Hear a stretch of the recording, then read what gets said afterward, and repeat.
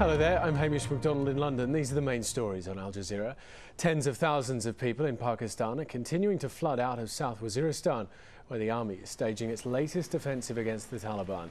The government is expecting up to 200,000 people to head out of the area over the coming weeks and has set up centres where displaced people can register and get food and blankets.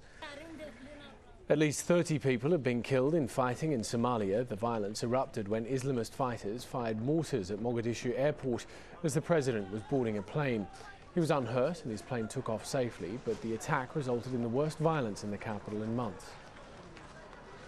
The UN has described the Democratic Republic of Congo as the rape capital of the world after recording a huge number of sex attacks against women.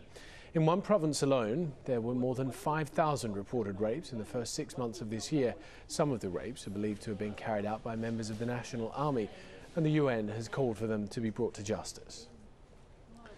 The Bosnian war crime suspect Radovan Karadzic says he plans to boycott the start of his trial next week. He's told judges at the International War Crimes Tribunal in The Hague that he hasn't had enough time or resources to prepare his defence, but the tribunal insists that his trial will go ahead as planned. Protesters have clashed with police outside the BBC studios in London as the corporation stood by plans to invite the leader of the far-right British National Party onto its flagship political programme. The BBC says it's defending freedom of speech, but opponents say giving the BNP a platform on primetime television offers it legitimacy.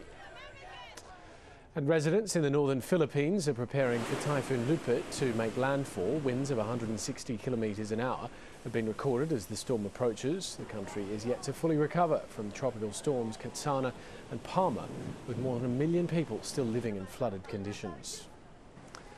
And tens of thousands of postal workers in the UK are on a 2-day strike in a dispute over modernisation plans.